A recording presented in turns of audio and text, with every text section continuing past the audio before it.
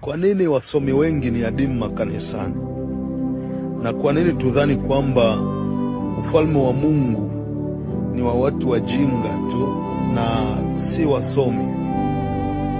Maana kuna nukuu ambazo tunazitoa kwenye Biblia, utasikia tujapoonekana wajinga tutaipotea ile njia.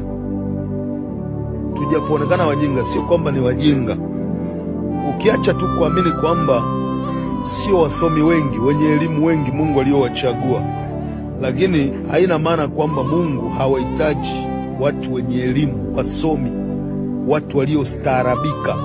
Mungu anawahitaji pia. Katika ufalme wa Mungu wanahitajika watu wa aina mbalimbali, makundi ya aina zote. Kwa hiyo mbali tunakuamini kwamba wasomi wanadhalau, hawapendi mambo ya ibada, hawapendi mambo ya makanisani, lakini haina maana kwamba hawampendi Mungu, isipokuwa hakuna mazingira rafiki makanisani kwa ajili ya wasomi. Nimekuletea hapa mambo matatu, labda mpaka matano, ambayo ukiwa nayo kanisani wasomi hawatakaa. Jambo la kwanza, muda. Kwenye kanisa unalochunga, ukitaka ukusanye wasomi, jali sana muda.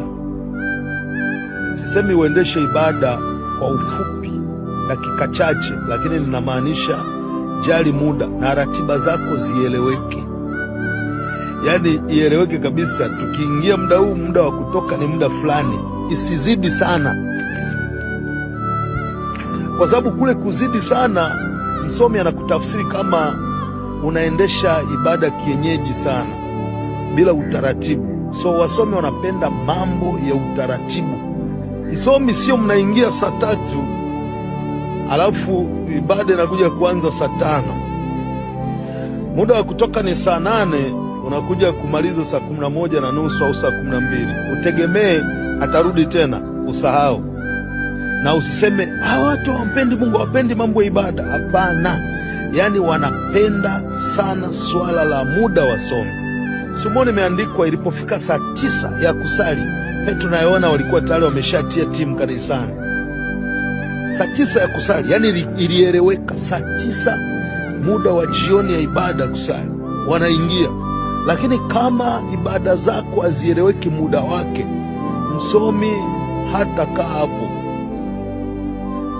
Jambo la pili, wasomi ni wanafunzi wa siri.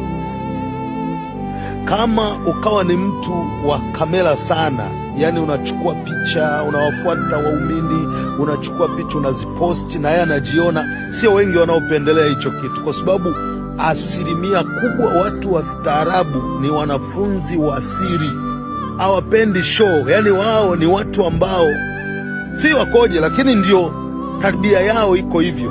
Kwa hiyo ukitaka ukae na hawa jamaa, make sure mtu wa kamera awe makini sana kuchukua kila mtu makanisani, kuchukua kwenye video, au unamwombea anaanguka, unakuta mtu ameweka mkono hivi, anamtikisa hivi. Msomi unamtikisa hivi, anaanguka, alafu unakuja kumposti, hatarudi tena hapo kanisani. Jambo la tatu, sauti ya vyombo. Yaani vyombo vikiwa makelele mengi, watu hawakagi. Sijui wana allergy gani na sauti kubwa ya vyombo. Yaani wanapenda mambo ya utaratibu fulani hivi. Sauti ya vyombo iko chini. Ndio hao tukiwekaga makanisa kwenye makazi ya watu, wanaokuwa wa kwanza kulalamika kwamba huyu mchungaji anatupigia kelele, ni wasomi. Kwa hiyo anatarajia akifika kanisani akute sauti iko standard, sauti ya inkeri. Sasa wewe mchungaji, midi 2 ndefu namna hii, ambazo ni maalum kwa ajili ya mikutano ya nje, wewe umezibebanisha na bezi moja huku ina midi ndefu, alafu watu wako 40 na unafungulia mziki, kumbe target yako wapate na watu wa nje. Hapana. Yaani hapo msomi atakaa. Na hiyo sio tu msomi, lakini watu wengine wenye haiba fulani za utulivu hawakaagi makanisani yenye vyombo vya sauti ya juu. Unakuta fundi mitambo wako, yani huko ndani maiki zinalia miluzi, zinapiga miluzi, mara ameshtua kidogo, amefungulia wale bab. Unaona, unajua ile